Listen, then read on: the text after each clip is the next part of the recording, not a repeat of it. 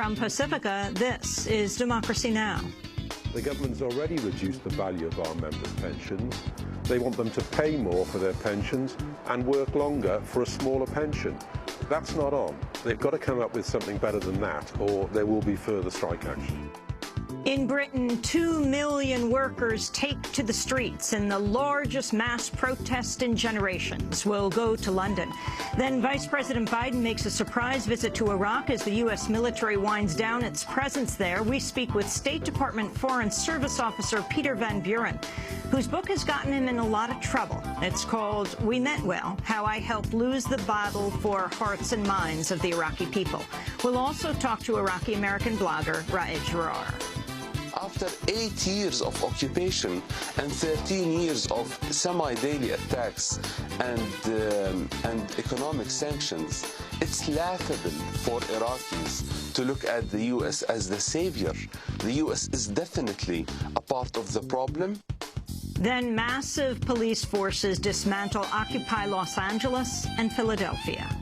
What we saw tonight was the Occupy protesters remaining peaceful while the police got very violent. Protesters were attacked by police on horseback, including one who was trampled and hospitalized. And finally, behind closed doors at the White House, how politics trumps protection of public health, worker safety, and the environment. All that and more coming up. Welcome to Democracy Now!, democracynow.org, The War and Peace Report. I'm Amy Goodman. Police in Los Angeles are clearing out a downtown protest encampment in the latest in a series of raids on Occupy Wall Street-related sites nationwide. More than 1,000 police officers in riot gear descended on the encampment around Los Angeles City Hall shortly after midnight.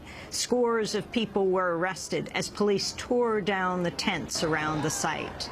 Meanwhile, in Philadelphia, around 100 protesters vacated their encampment earlier today after police moved in and warned them of mass arrests.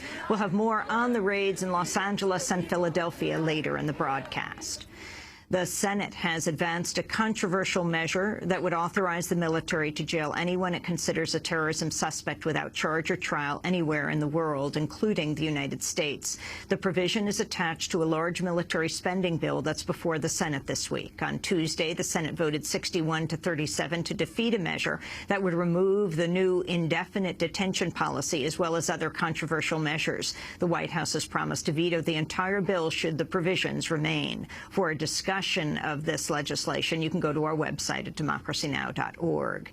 In Britain, up to 2 million public sector workers have launched the country's first mass strike in more than a generation. A coalition of 30 trade unions has organized approximately 1,000 demonstrations and rallies across Britain. We'll have more on this story after headlines.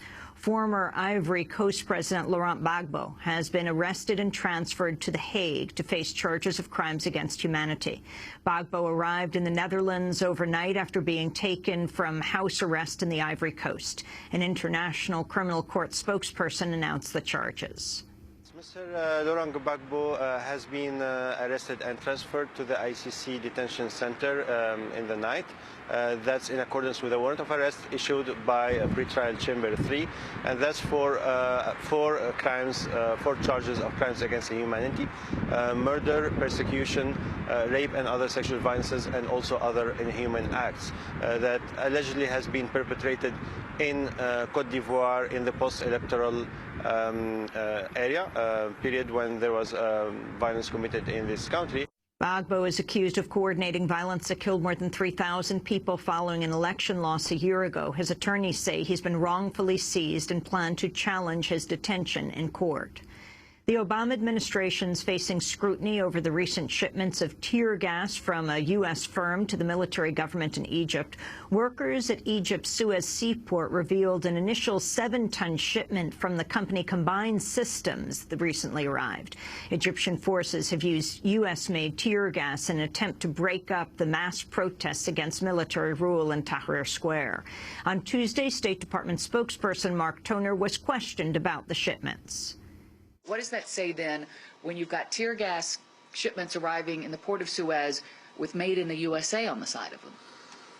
Well, it's again, as I said, this tear gas is approved for export to many countries around the world. It's used by police forces in many countries around the world, including our own. But you've seen instances, haven't you, in the past week or so where it's been misused? Let me just finish with my last point, which was saying that we certainly condemn the misuse of tear gas that would result in death or injury, and any kind of misuse to that extent would certainly cause us to give us pause, I think, and has the potential to jeopardize future exports. So what? The tear gas is made by the U.S. company Combined Systems, which is based in Jamestown, Pennsylvania.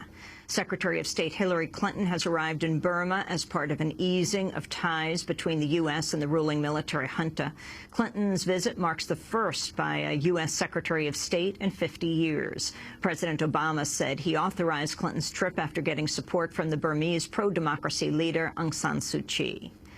Pakistan has announced a boycott of an upcoming international conference on Afghanistan in protest of the deadly NATO cross-border attack that killed 24 Pakistani soldiers at a military checkpoint.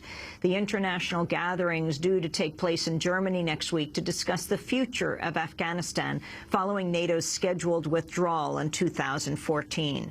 The boycott announcement follows Pakistan's earlier moves demanding the U.S. vacate an air base as well as blocking NATO supply lines. A NATO spokesperson said the bombing's under investigation. There unfortunately were a number of Pakistan military casualties. The ongoing investigation regarding this incident is underway and has the highest level of the ISAF commander's attention. The commander of ISAF, General Allen, has put great emphasis the last couple of days that this will be investigated thoroughly. Britain is withdrawing a portion of its diplomatic staff from Iran after protesters stormed the British embassy in Tehran.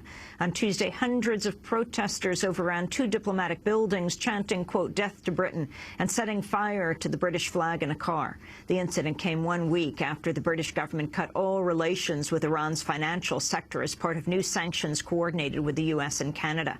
Norway has also closed its embassy due to security concerns. In Washington, President Obama criticized the storming of the embassy.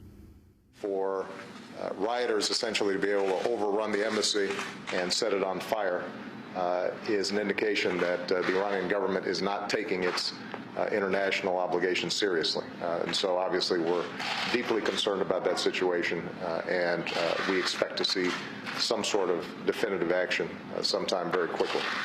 A Mexican activist who'd accused police of kidnapping his son has been shot dead in northern Mexico. Nepomuceno Moreno has been a vocal member of the Movement for Peace and Justice and Dignity, which has campaigned against rampant crime and corruption in Mexico's drug war.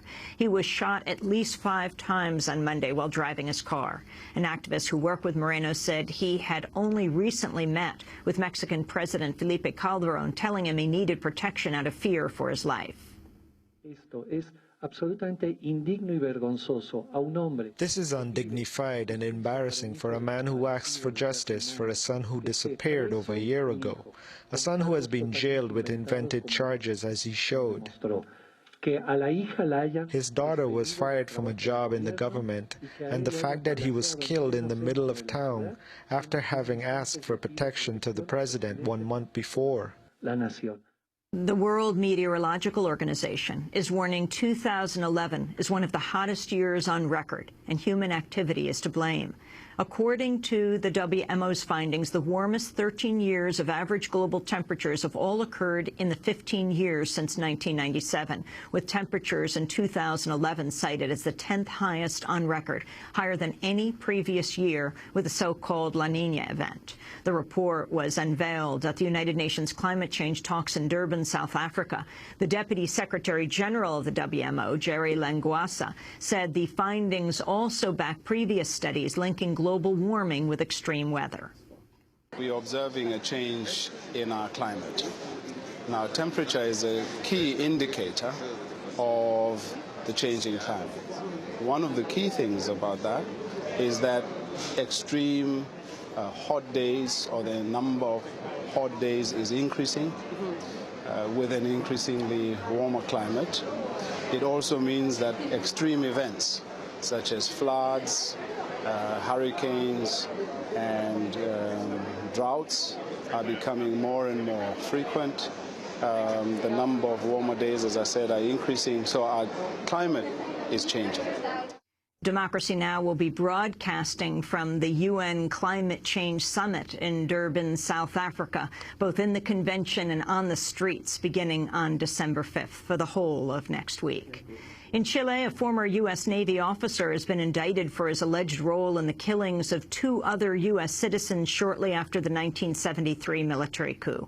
The officer, Ray Davis, headed the U.S. military group at the U.S. Embassy in Santiago at the time. He's accused of supplying information on the victims, Charles Horman and Frank Tarugi, to the Chilean military, then failing to prevent their murders. The judge in the case has asked for authorization to seek Davis's extradition to Chile. Workers at a Cambodian garment factory that produces clothing for major U.S. retailers have gone on strike over the suspension of their union representatives. The Workers' Friendship Union Federation says the strike will continue until the 3 union representatives are reinstated. The factory produces garments for U.S. brands The Gap, JCPenney, and Old Navy. Michigan has authorized a state takeover of the city of Flint, citing a financial emergency. Michigan Governor Rick Snyder has appointed former Flint Mayor Michael Brown as the city's new financial manager. Flint is now the 5th Michigan municipality to come under state-appointed management. The New York City Council has voted to sue Mayor Michael Bloomberg over new restrictions that critics say will force homeless people from shelters out into the streets. Under the new rules, adults seeking to spend the night at shelters would be required to submit information, including documents about their housing history and finances. The council is expected to file its suit next month.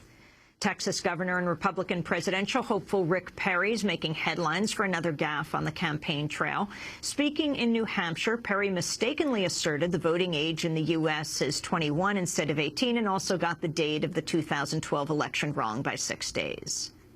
Those of you that are sitting in this hall who are going to inherit this country are counting on us. Those of you that will be 21 by November the 12th, I ask for your support and your vote. Those of you who won't be, just work hard.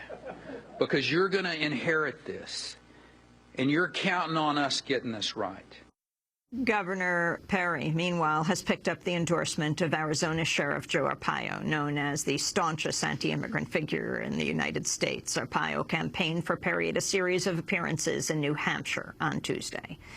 And those are some of the headlines. This is Democracy Now!, democracynow.org, The War and Peace Report. I'm Amy Goodman with Democracy Now!'s Nermeen Sheikh. Thank you so much, Amy, and welcome to our listeners and viewers.